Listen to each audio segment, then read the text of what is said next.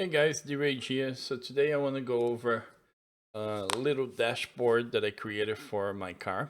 It's the Tesla Model S, in case you don't know. So I wanted to get some real-time data off the car. And in my daytime job, I use this program called Splunk, and it allows you to do all sorts of, graphical analysis, comparisons, etc., etc. And search logs and things like that. So what I did is I built a script. Actually, let me show you the dashboard first, then I'll go into how I built it. So over here in the house, we have solar panels, and we have the Tesla, which also uses electricity. So I want to create a dashboard that will give me information about both systems. And I have my solar panel integrated with this software called Splunk as well. And so here it is. Over here you can see you have the Tesla lifetime fuel savings. So this is how much money I saved so far in gas. If you assume like 253 gallons, $2.53 per gallon price, which is about the average over here in my area. And then so it's this multiplied by the amount of miles I've driven. Or let me show you the calculation, because I actually forgot it. Loading. All right, so it's my odometer, and then I divide it by 25, so based on that 25 miles per gallon, and then multiply it by the price of gas, or the average anyway. So let's go back here. So that's where this value comes from. So far, 2 months in a little bit is $259, which is not bad. Not great, but not bad. This is my current range in miles on my car, and this is real time data that's coming. Well, not exactly real time; it's like within a minute delay. But every minute I get new data from the car, and this is the battery level right now. So it's 99%, and it bugs me that it doesn't go 100%. And it is, and I charge every day to 100% because it's software limited, Model S. So there's no harm in charging the battery 100% every day, because it's not really 100%. The miles that I've driven today so far, so it's 21.7 miles. The total amount of total gas gallons that I saved so far since I got a car, it is that. So this is 102 gallons of gas, and this is how many gallons I saved today of gas. And this is how much energy my Tesla used on last time we charged, which was last night after I came home, so like 4 o'clock ish. And it's just the last 20. So if we go here, there's a comparison. This is my solar panel, how much money I saved so far, and it's been like 2.5 years. So in 2.5 years, the amount of money I save in electricity. This is my current power output, which is 1,001 kilowatt less than the last hour. So right now it's 4 kilowatt, and that's what's generating currently. This is my battery level, and on Tesla you can track different batteries, different battery level. For example, estimated, range, and the regular one. So I have all three of them here. So you can see the difference. This is the percentage. So it's 99%. This one's the max estimated. Probably in the other one, the yellow one is slightly less. I go by the yellow one. This is how many miles I've driven my Tesla in the last 7 days. Then again, this is my solar production for the whole time the system been up for like 2.5 years now almost. So it's 31 megawatt. A fair amount, a nice amount of electricity that we generated. And we live in Central Florida, so that helps. Very sunny, sunshine state and all that. And this is my total production today. So if you can see over here, I generated so far, and it is like almost 12 o'clock. It's not even halfway through the day, and I already generated 13, almost 13 kilowatts, 12 kilowatts of electricity, and my Tesla used 13. So, today I'll generate, so every day we generate more, far more than we need, at least for my commute for the car. And I can actually give you like a day-to-day, how much we generate. We can do that quickly. That way you guys can see how powerful Splunk is anyways. So now if we go, let's see, that's 7 days. Make it 7 days. So this is how much I generate in the last 7 days. And as you can see, I can pull this data really fast with Splunk. I love Splunk for this reason. So I can go 30 days. And there's a gap here where I had to rebuild my computer so it wasn't collecting the data. But you can see it's 48, 47. So these are kilowatts, right? Or watt. So it's 47,000 watts, which was 47 kilowatts. 46. So it's about, average about 40. And I can actually find out the actual average.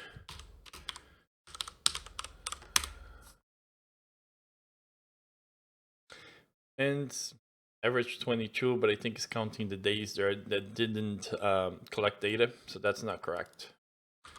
But that's, I can probably do the average for 7 days, so there is no data gap there. For the 30 days, and this has 20.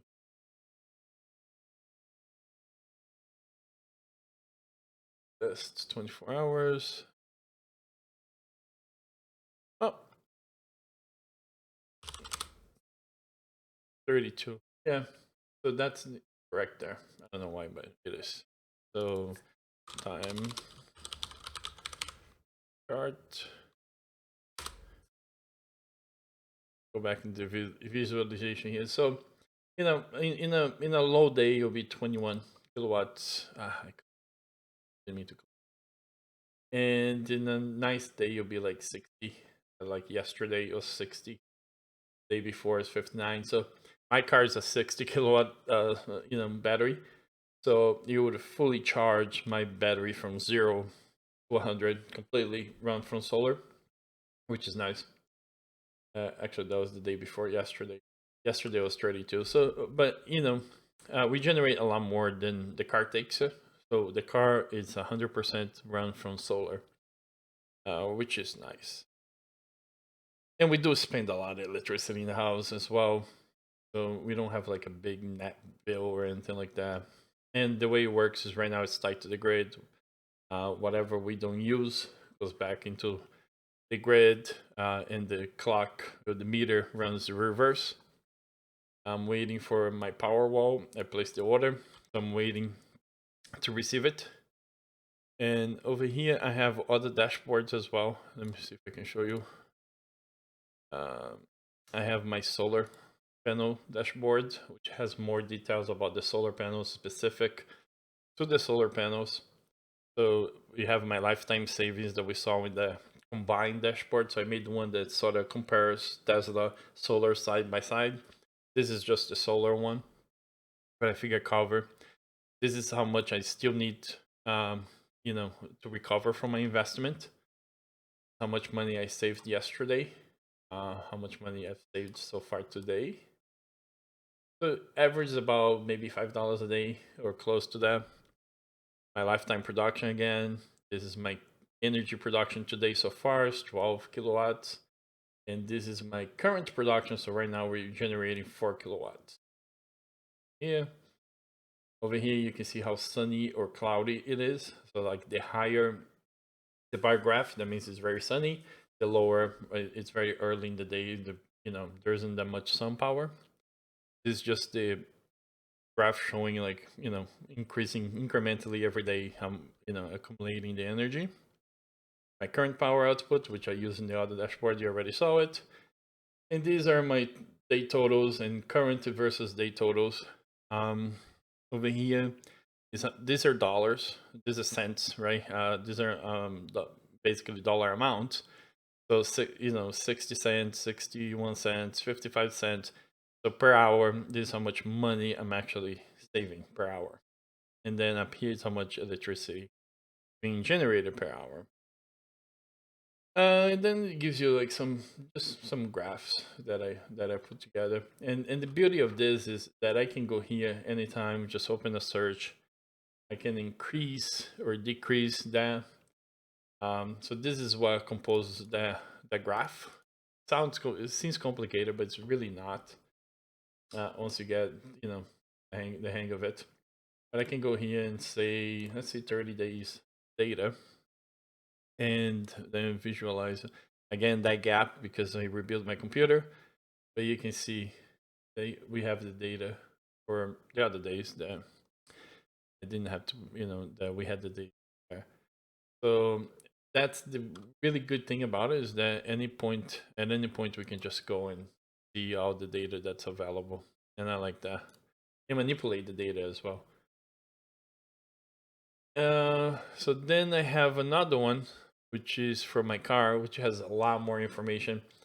That is just, I don't use it every day, so, and it's also a little slower to load because it's doing a lot of pulling a lot of data at once. So this is my main dashboard. This is where I go to find out my solar and my Tesla stats. And this is my go-to dashboard. Then I have this one here in case I want to see more information. And this has some repeat information as well. My total gas savings, the miles driven the last 7 days, last 24 hours, my power consumption, but this in the last hour. Over here is my charge rate. So you can see I was charging when I plugged in. When I came home at 3:52 a.m., I was charging at 34. I think it's amps, right? 34 amps. The whole yeah, it's amps right here. So for this amount of time. So I can also make now a little nice program that will calculate how long it took to charge and things like that. And display it. So this is my charge that was added today. My battery range this week, week to date. This is because the week started today. So that's why there's only that amount of data. My battery level. So you can track my battery level the last 24 hours, but then we can go here. And I don't have, I think I have like maybe a week worth of data here. But let's go and say 30 days, see how many we have. Yeah, it's only like a week. 7 days.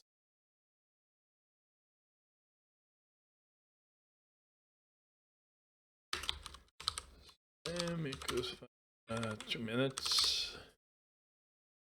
So these are the data points. So I have to specify, how many data points I want. So this is every 2 minutes, and you can see. So this is my battery level every 2 minutes, and I can tell here to connect 0 amounts or connect the 0 amounts so there's no gaps.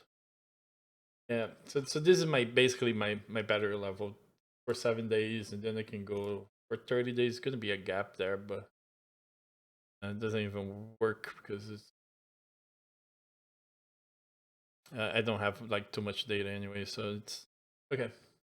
But you can see it's very powerful, and these are like the actual raw data, and they'll show you here the actual how the data comes, and is JSON format. So this is all the data that I'm getting right now.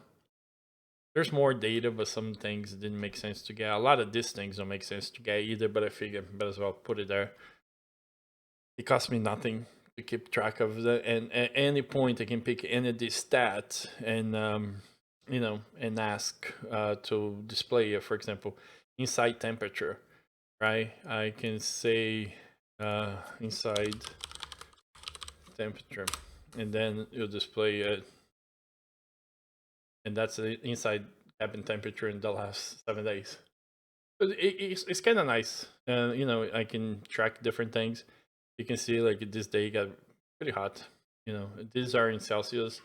I can put a little formula to convert. I haven't done that yet into Fahrenheit. Uh, that's just how the you know, the car gives. But I can also do the outside, and I can even do them side by side, which is nice. So now we get a comparison of them, as you can see. So yellow will be inside, blue is outside. Now you can compare the temperatures and see how they compare, and they both go up and down kind of together. So you can see when the climate control is being activated, where the temperature was. So, you know, that's the kind of thing that's nice to do. And this video is probably running long. So I'll try to speed it up here because I still want to show you guys the script that I used to pull this data. But, you know, let me show you some other information here. We have the current battery, how much. So if the car was being driven, you'd see this number. This is the AC current, and it gives you, you know, how much power is it's pulling. My car was pulling a lot of power, so every day I would lose between 2, 3, maybe 4%. And but I've enabled I enabled the setting there where it's supposed to electricity. So now I'm gonna see the difference because it was drawing a lot of power, like percentage wise, it felt like a lot. My battery level today, and you can see like today, I don't think it did much difference from 5 a.m. until 8 a.m. I lost 1. So few hours, and I click. Oh, and the bad thing about that dashboard, now this one takes forever because so much data that's pulling it. So basically, just hang here for a second, and that's a couple big searches that I have that I need to figure out how to reduce it.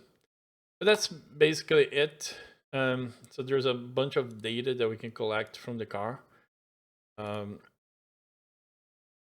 Yeah, and from the solar, and then I can compare both of them combined. And this is the script that's actually doing it. And I can post this if somebody wants it. Just let me know. I'll post it somewhere. It's probably, there's probably a better way to do this. So this is Python, and I'm not a very good programming guy. So basically, the Splunk is a free software. Well, it's free up to like 500, I believe it's like 500 megabytes of index data every day, which is a lot of data for logs and things like that. For personal use, is plenty. But this is the script. And I needed the data in JSON format because it's easier to manipulate it, so without having to do too much work in Splunk. So what I did is manually formatted JSON. So this block over here, you can see this is me making it JSON manually. There's a function for that, and I just didn't want to take the time to figure out the function. So I just manually did it because I wanted to get it working as quickly as possible. It was probably very easy to figure out the function, but I don't know, it just got lazy. But basically the way it works is you use the Tesla JSON API. Somebody made an API over there, and we use that, and then establish a connection with your username and password, which are removed for this purpose. So this video, we get the vehicle, we get a list of the vehicle number, and over here is to wake up the car if it's sleeping. I disable that because my car is always connected. So save that step, and then request the data. So we have charge data, charge state, I'm sorry, climate state, drive state, vehicle state. So these are different data sets that API provides. And so we're pulling, you know, we're assigning a value to each of them, and we're getting each of them. Then this is some test. I tried to do the JSON dump thing. I was doing testing with that. Over here, we're basically requesting the data. So we're just defining as a variable a string and the data that we're requesting from the API. And over here, we print the results in JSON format. That's basically it.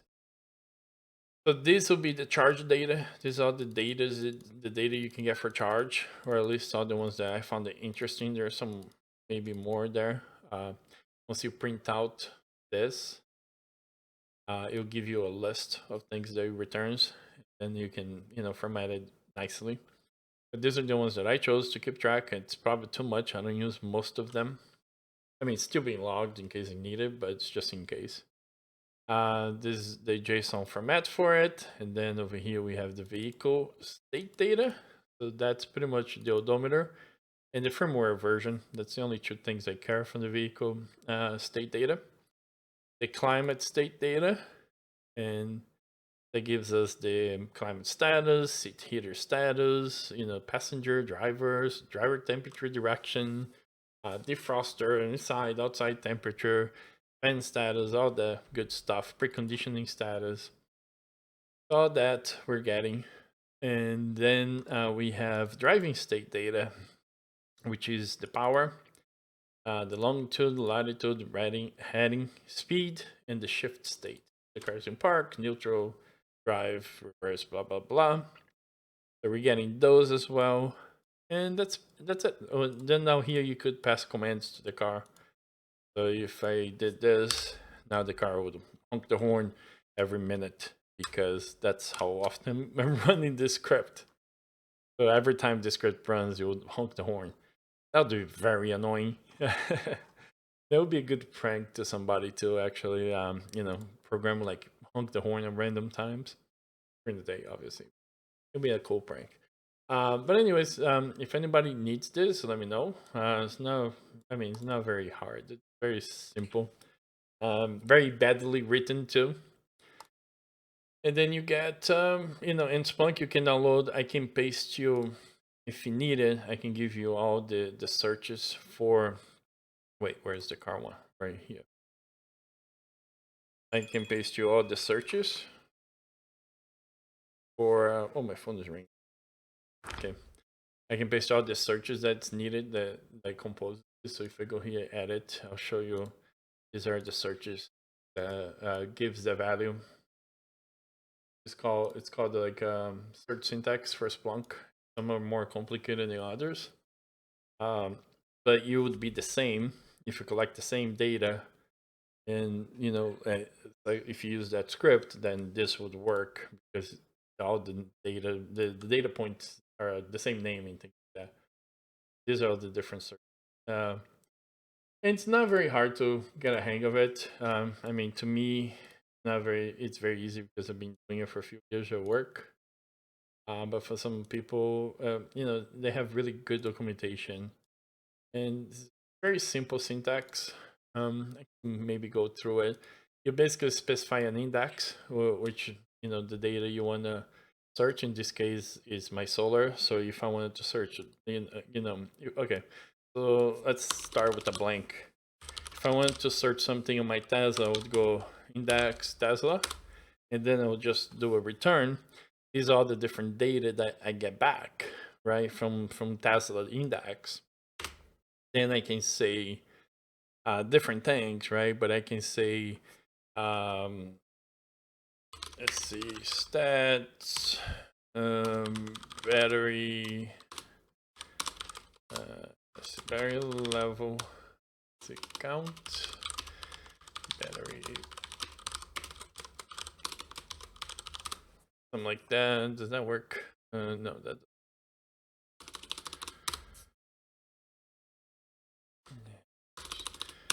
Don't need count. Just this is easier. So that gives me the battery level.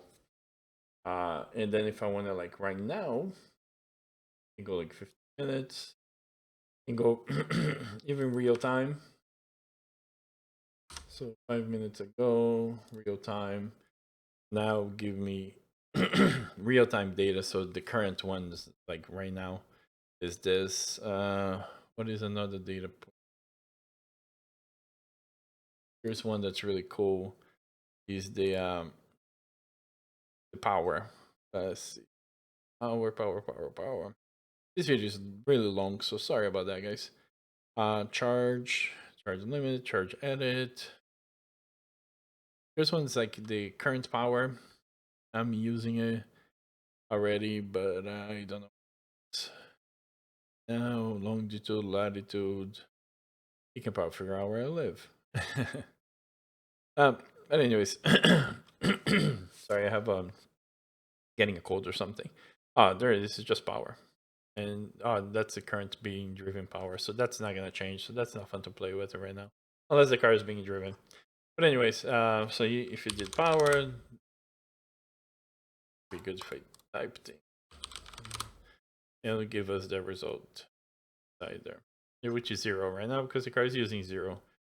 Yeah, but anyways, it has all fun stuff, and over here there's some more stuff: the temperatures, the batteries, inside temperature, outside temperature, fan speed, status of the climate control, my odometer, week to date, my oh, another call,